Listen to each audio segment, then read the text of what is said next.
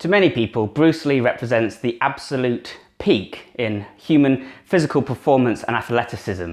He was renowned for his incredibly low body fat, which gave him this wicked looking physique. But what was much more impressive than the way his physique looked was what it could do. Bruce Lee was capable of some incredible feats of power, and he may well have been one of the strongest people alive, pound for pound, during his lifetime. So let's take a look at the way Bruce Lee trained, see if we can learn something from his notes, and see if perhaps we can apply some of the principles he used to our own training methods.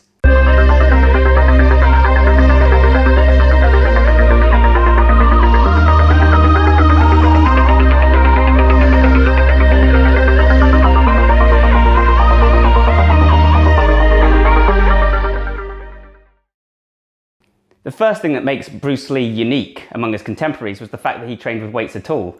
At the time, most martial artists believed that if they trained with weights, it would make their muscles big and bulky and slow, and this would make them less effective as fighters.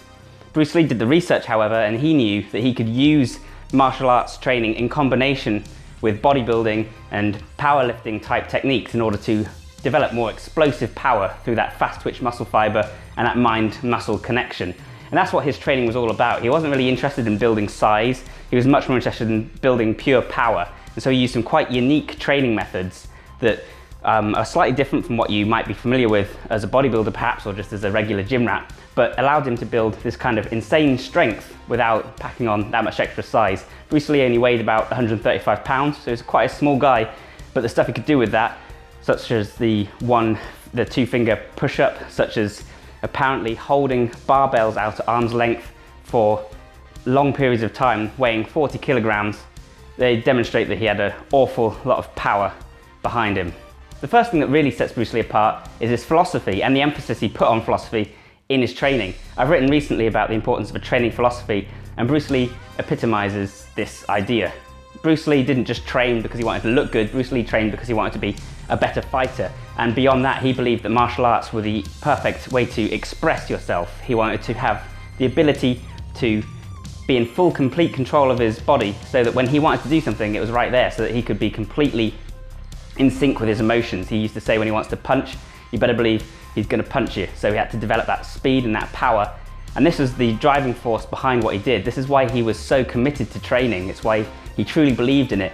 And that's why he was willing to put in so much work. He wasn't training for a goal, he was training for the love of training. He was like a real life Goku or something, always coming up with new ways to push the envelope. And that's the other thing about Bruce Lee. He didn't just settle for following a training program, hiring a personal trainer as you or I might. Instead, he was constantly experimenting with brand new techniques and pushing the envelope. Just as he developed Jeet Kune Do, believing that he should do away with the classical mess of martial arts, he also didn't just follow conventional bodybuilding wisdom. He did the research, he looked into the studies, and he tested on himself. In that way, he's very much like one of the earliest biohackers. He was constantly experimenting with new ways to not just gain incremental increases in strength, but to push the envelope and to actually exponentially unlock entirely different kinds of power. And you're going to see some of the ways he did that in a second. So in terms of just his general training program, Bruce Lee would do a fairly regular combination of compound movements, isolation movements, and CV. He did a lot of functional training, so that means deadlifts and squats and clean and presses, because he believed that would give him more power. You see pictures of him doing one-armed presses, using the muscles in unison in order to make them more useful. But he did also do isolation training. There's lots of images and videos of him doing bicep curls. And I heard somewhere, someone said, if you think bicep curls aren't functional, then you've obviously never wrestled. And clearly Bruce Lee agreed with that idea. On top of all that weightlifting, Bruce Lee would also do a lot of CV. Apparently he would run nearly every single day when he could, and he was constantly adding progressive overload by running faster, doing tempo runs, trying to push his anaerobic threshold, or even running with resistance, running with weights strapped to his back to make it more difficult. On top of this, he also did early interval training, which wasn't really a thing at the time. He did this in the same way that you might structure a boxing round. So he'd do 2 minutes of intense training and then 1 minute rest, which would be the rest between rounds, and then he'd go again. Bruce Lee, like I said, was something of a pioneer, something of a Da Vinci of the body, constantly discovering things ahead of his time, interval training being one of them. Now, many people recommend interval training. But like I said, he's also partial to a lot of CV and steady state CV. And the reason for this is that he believed it was better for his overall ability to continue to output energy for long periods of time. And he explained that if you're going to be a fighter, you really need this ability. It's no good to be able to punch and kick hard if you're going to be out of breath after the third kick and then you have to lie down. He said something along the lines of, if you don't have a good cardiovascular system, then you need to look into a more peaceful activity as your hobby. For that interval training, Bruce Lee would be using punches and kicks and jabs against a heavy bag, which makes sense as a martial artist, and he would also train each of his different strikes on different days, splitting them like a bodybuilder might split body parts. He'd do kicks on one day, punches on another day, etc. So when you combine all that, the running, the lifting, the striking, you realise Bruce Lee was just completely dedicated to his training, and it's no wonder that he had this incredibly low body fat and just looked like something out of a comic book, because if you're going to train for those kinds of hours, then that's how you're going to end up looking.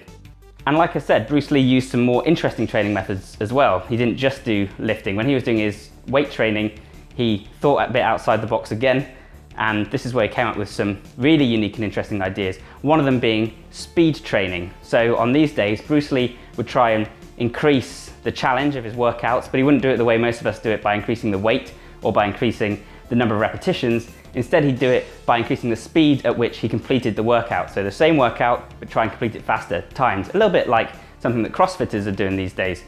But the reason this was interesting to Bruce Lee in particular is because when you use explosive fast movements, you're essentially engaging more fast twitch muscle fiber. You're telling the body it needs explosive force. And the body can't tell the difference between resistance and acceleration. Force is force. That's what it needs to generate to go fast.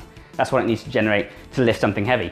So by lifting the same weights faster, as far as the muscles are concerned, it's the same thing as lifting them heavier. It'll engage more fast twitch muscle fiber, but it probably won't result in quite the same muscle damage and micro tears, meaning that he could potentially develop more strength without creating quite so much hypertrophy.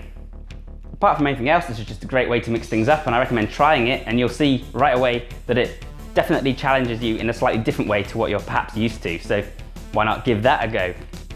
Another thing Bruce Lee did that was quite different was he used a lot of isometric training. Isometric, of course, means that you're holding, it's the opposite of plyometric. Instead of explosive movement, you're holding one position. So for instance, you might hold the bicep curl position using dumbbells, and then slowly allow them to drop as you completely use up all of your strength. Bruce Lee believed that because you're holding it in the point where there's the most resistance, where it's the most difficult, as opposed to having the arm straight or up here, you're engaging the most strength.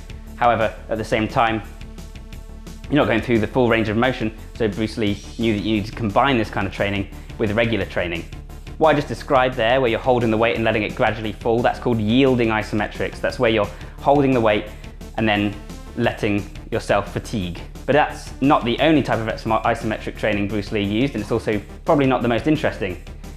The most interesting kind of isometrics that Bruce Lee would use was called overcoming isometrics. And here what he would do is he'd hold on to a really heavy weight that he literally couldn't lift. So for instance, he'd lie under a bench press and he'd load up the bar to be 200 kilograms or 300, who knows what Bruce Lee can lift, and then he would just strain to try and push it. He did the same thing with squatting. He'd have a squat rack where the bar was on his neck, but it was locked in place, so he'd just try and push up this bar that wasn't going anywhere.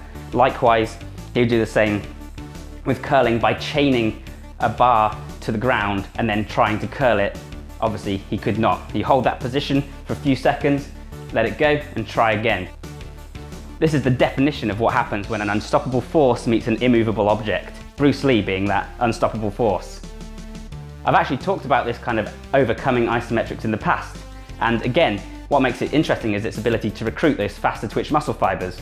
When you're pushing against something that won't move or pulling against something that won't move, again, your brain and your muscle fibers, they don't know the difference between something that's locked in place and something that's just really heavy.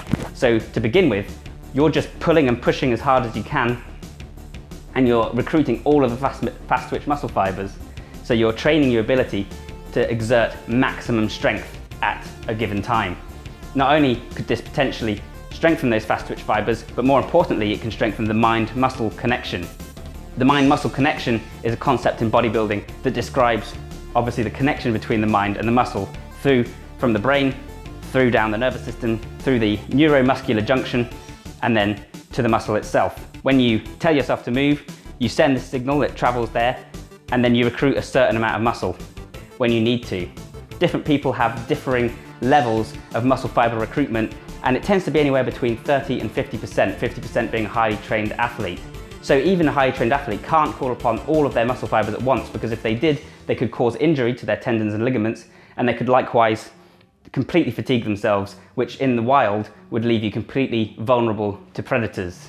Dennis Rogers is a guy who can naturally, by genetics, call upon more muscle fiber. It's been shown in studies, and this gives him fantastic strength for his size. He's a small guy, but he may be currently one of the strongest men pound for pound. Look him up online, he does some incredible things. So Bruce Lee was potentially training this kind of recruitment by overcoming isometrics, by trying to encourage his body to recruit as much muscle fiber as possible.